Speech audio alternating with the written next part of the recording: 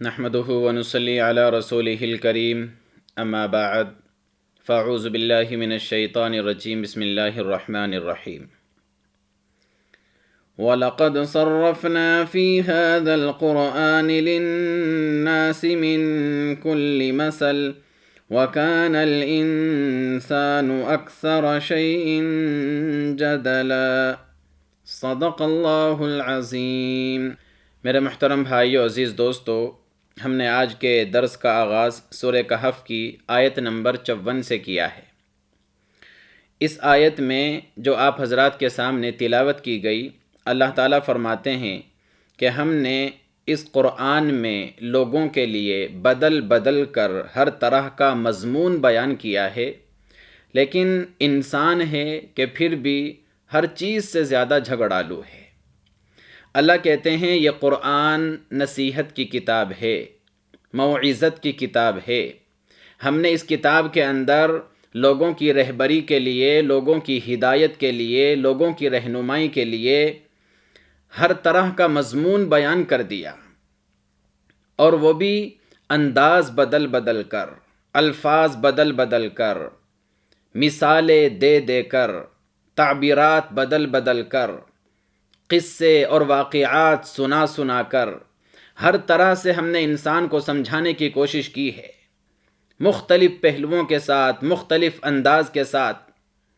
اور اس قرآن میں ہم نے ہر طرح کا مضمون انسان کی رہنمائی کے لیے، ہدایت کے لیے بیان کیا۔ ہدایت کا مضمون، اپنی رحمت کا مضمون، آخرت کا مضمون، قیامت کا مضمون، جنت اور دوزخ کا مضمون، انسان کے لیے صراط مستقیم کا مضمون، کس راستے پر چل کر انسان کو نجات ملے گی اور کس راستے پر چل کر انسان کو ناکامی کا سامنا کرنا پڑے گا، یہ مضمون۔ اللہ کہتے ہیں ہر طرح کا مضمون ہم نے اس قرآن کریم کے اندر لوگوں کے لیے بیان کر دیا ہے۔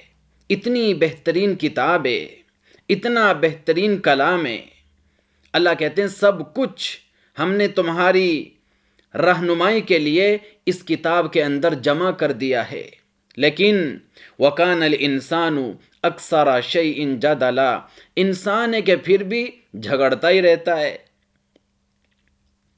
انسان میرے عزیزو حق کو پہچاننے کے باوجود بھی اور حق کو جاننے کے باوجود بھی کئی دفعہ ایسا ہوتا ہے اپنی جان بچانے کے لیے کوئی نہ کوئی ہیلا اور کوئی نہ کوئی بہانہ تراش لیتا ہے، لیکن حق کو قبول نہیں کرتا۔ یہ چیز میرے عزیز و انسان کو نقصان دیتی ہے، دنیا کے اندر بھی نقصان دیتی ہے، اور آخرت کے اندر تو اگر حق کو جاننے پہچاننے کے باوجود نہیں مانا جائے گا، نقصان دے گی۔ اور آگے اللہ کہتے ہیں وَمَا مَنَعَ النَّاسَ أَن يُؤْمِنُوا إِذْ جَاءَهُمُ الْهُدَىٰ وَيَسْتَغْفِرُوا رَبَّهُمْ إِلَّا أَن تَأْتِيَهُمْ سُنَّةُ الْأَوَّلِينَ أَوْ يَأْتِيَهُمُ الْعَذَابُ قُبُلًا۔ اللہ کہتے ہیں کہ جب ان کے پاس ہدایت آ چکی ہے تو اب ان لوگوں کو ایمان لانے سے کوئی چیز نہیں روک رہی ہے سوائے اس کے کہ ان کے پاس اولین جیسے، پہلے لوگوں جیسے واقعات آ جائیں، یا پھر وہ اپنے سر پر اللہ تعالیٰ کا عذاب دیکھ لیں۔ اللہ کہتے ہیں یہ جو مکہ کے لوگ ہیں میرے محبوب، اگر کوئی چیز ایمان لانے سے اور ہدایت قبول کرنے سے اور اللہ سے معافی مانگنے سے ان کو روک رہی ہے، تو وہ صرف یہ ہے کہ یہ چاہتے ہیں ہمیں بھی ایسے معجزات دکھا دیے جائیں جیسے گزشتہ قوموں کو دکھائے گئے، یا پھر جس طرح گزشتہ قوموں پر خدا کا عذاب آیا ہمیں بھی وہ عذاب دکھا دیا جائے، تاکہ ہمیں خدا کی قدرت کا بھرپور اندازہ ہو جائے، تب ایمان لائیں گے، اس سے پہلے ایمان نہیں لائیں گے۔ اللہ کہتے ہیں حالانکہ ہر چیز ان پر واضح ہو چکی ہے، حجت تمام ہو چکی ہے، میرے محبوب یہ جان چکے آپ سچے نبی ہیں، سچے پیغمبر ہیں، آپ کو اپنی اولاد سے زیادہ جانتے ہیں، پہچانتے ہیں، لیکن مانتے نہیں۔ یہ جانتے ہیں کہ یہ کلام اللہ کا کلام ہے، محمد کا کلام نہیں ہے، اور کسی کاہن کا اور جادوگر کا کلام نہیں ہے. جانتے ہیں، حق کو جانتے ہیں، باطل کو جانتے ہیں، لیکن ماننے کو تیار نہیں. میرے عزیزو، یہ انبیاء علیہم السلام کی تاریخ رہی ہے.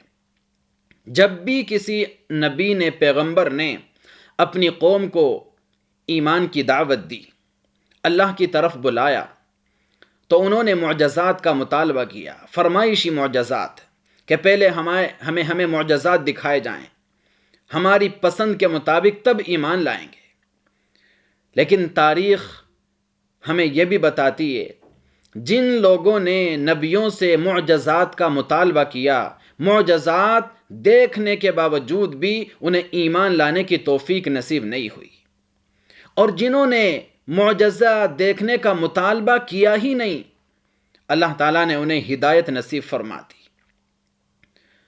قوم سمود نے حضرت صالح علیہ السلام سے معجزہ مانگا. اور کیسا معجزہ؟ کہنے لگے کہ صالح، اگر آپ نے اس سامنے والے پہاڑ سے ہمیں ایک زندہ حاملہ اونٹنی نکال کر دکھا دی تو ہم آپ پر ایمان لے آئیں گے. اب بتائیے میرے عزیزو، یہ کیسا عجیب مطالبہ ہے.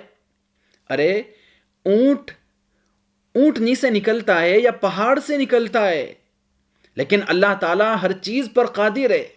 صالح علیہ السلام نے اللہ سے دعا کی، یا اللہ یہ مطالبہ ہے. اللہ نے فرمایا ٹھیک ہے، میں ان کا مطالبہ پورا کر دیتا ہوں، لیکن ساتھ ہی ان کو بتا دو اگر پھر بھی ایمان نہیں لائے تو پھر عذاب آئے گا. صالح علیہ السلام نے اللہ کے حکم سے پہاڑ کے اندر سے زندہ حاملہ اونٹنی نکال کر دکھا دی، لیکن پھر بھی انہوں نے یہ کہہ دیا، ارے لگتا ہے کوئی جادو کر دیا ہے صالح نے، لگتا ہے صالح علیہ السلام کوئی بہت بڑا جادوگر ہے، یہ کہہ کر ٹال دیا، پھر بھی ایمان نہیں لائے. ہمارے آقا صلی اللہ علیہ وسلم کو دیکھو، ایک دن 14ویں رات کا چاند نکلا ہوا ہے اور آپ مکہ کے مشرکین کو دعوت دے رہے ہیں. انہوں نے اچانک سے کیا ان کو سوجھی، حضور سے کہنے لگے، محمد اگر آپ اس چاند کے 2 ٹکڑے کر کے ہمیں دکھا دیں گے، ہم مان لیں گے کہ واقعی آپ اللہ کے نبی اور پیغمبر ہیں. بتائیے میرے عزیزو، کتنا بڑا مطالبہ، کتنا بڑا معجزہ. چاند کے 2 ٹکڑے کر کے دکھاؤ. چاند کے آپ نے اگر 2 ٹکڑے کر کے دکھا دیے، ہم آپ پر ایمان لے آئیں گے. لیکن اللہ ہر چیز پر قادر ہے. معجزہ دکھانا یہ نبی کا کمال نہیں ہوتا، یہ اللہ کا کمال ہوتا ہے. نبی تو درمیان میں محض واسطہ بنتے ہیں، ذریعہ بنتے ہیں. اللہ کے رسول صلی اللہ علیہ وسلم نے چاند کی طرف انگلی کا اشارہ فرمایا اور چاند 2 ٹکڑے ہو گیا. ایک ٹکڑا ادھر مشرق کی طرف، ایک مغرب کی طرف چلا گیا.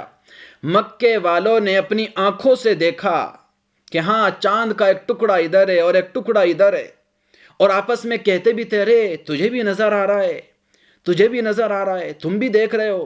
واقعی چاند کے 2 ٹکڑے ہو گئے. کافی دیر تک چاند ٹکڑے ہو کر ایک ٹکڑا ادھر اور ایک ٹکڑا ادھر اسی طرح رہا. بعد میں اللہ نے ملا دیا، لیکن پھر بھی کہنے لگے سحر مستمر، جادو کر دیا ہے.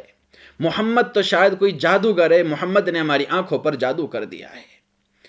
تو یہ تاریخ رہی ہے میرے عزیزو ہمیشہ ان لوگوں کی جو ایمان نہیں لانے والے تھے، جنہوں نے یہ سمجھ لیا تھا کہ ہم کتنا بھی بڑا معجزہ دیکھ لیں، ہم پھر بھی ایمان نہیں لائیں گے، ہدایت قبول نہیں کریں گے. تو اللہ کہتے ہیں میرے محبوب، یہ جو مکہ کے لوگ ایمان لانے کو تیار نہیں ہیں، ایسا نہیں کہ یہ آپ کو جانتے نہیں، آپ کو پہچانتے نہیں اور حقیقت کو جانتے نہیں، بلکہ سچی بات یہ کہ یہ حقیقت سے آنکھیں چرا رہے ہیں. یہ آپ کو جانتے ہیں کہ محمد سچا نبی ہے، سچا پیغمبر ہے، لیکن حقیقت سے آنکھیں چرا رہے ہیں. اس کے علاوہ ان کے پاس کوئی عذر باقی نہیں ہے ایمان لانے کا، اور یہ چاہتے ہیں کہ بس ان کو معجزات دکھا دیے جائیں، لیکن یہ معجزات دیکھنے کے باوجود بھی ایمان نہیں لائیں گے. یا پھر کوئی ان کے اوپر عذاب آ جائے، آپ ان کو عذاب دکھا دیں، لیکن عذاب کا لانا میرے عزیزو یہ نبی کے اختیار میں نہیں ہوتا۔ اللہ کہتے ہیں عذاب میں جب چاہتا ہوں جس پر چاہتا ہوں نازل کرتا ہوں، میرا کام اصل میں رحمت ہے، عذاب نہیں ہے۔ میرے اندر رحمت زیادہ ہے، غصہ کم ہے، اس لیے میں جلدی سے عذاب نازل نہیں کرتا۔ لیکن جب بالکل انتہا ہو جاتی ہے تو پھر ہم وہ عذاب جس کا لوگ مطالبہ کرتے ہیں دنیا کے اندر یہ لوگوں کو دکھا دیتے ہیں۔ تو یہ ہے میرے عزیز و اس آیت کا خلاصہ۔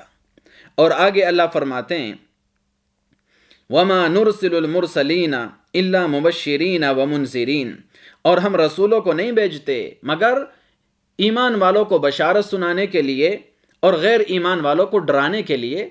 نبیوں کا کام یہ ہوتا ہے کہ وہ جنت کی خوشخبری سناتے ہیں اور جہنم سے لوگوں کو ڈراتے ہیں۔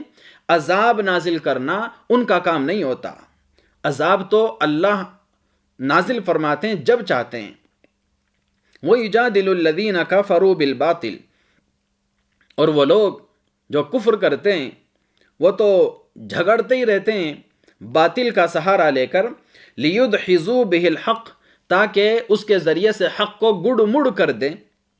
وَاتَّخَذُوا آیَاتِي وَمَا أُنذِرُوا هُزُوًا، اور یہ لوگ میری آیات کا اور ان چیزوں کا جن کے ذریعے سے ان کو ڈرایا جاتا ہے مذاق اڑاتے رہتے ہیں۔ اللہ کہتے ہیں کہ یہ لوگ جو کفر کرتے ہیں یہ ان کا کام ہے ہمیشہ لڑتے رہنا، جھگڑتے رہنا، حق کو باطل کے ساتھ گڑ مڑ کر کے پیش کرنا، ہمیشہ شکوک اور شبہات پیدا کرنا اور حق سے نظریں چرانا اور حقیقت سے آنکھیں چرانا، یہی ان کا کام ہے۔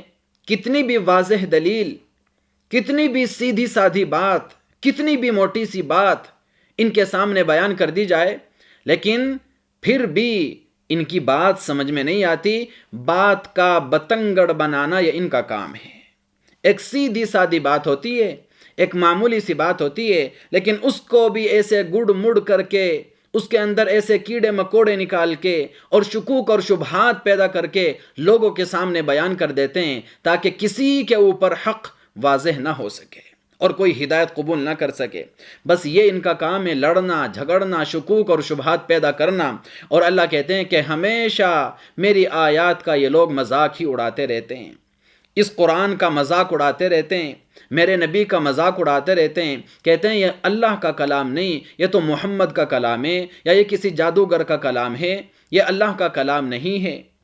اس طرح سے اللہ کی آیات کا اور محمد صلی اللہ علیہ وسلم کا مذاق اڑاتے رہتے ہیں۔ محمد نبی نہیں ہے، معاذ اللہ کوئی دیوانہ ہے، کوئی مجنو ہے، کوئی پاگل ہے، کوئی جادوگر ہے، یا کوئی شاعر ہے، یا کوئی ساحر ہے۔ اس طرح سے میرے کلام کا اور میرے نبی کا بس مذاق اڑاتے رہتے ہیں، حقیقت قبول نہیں کرتے۔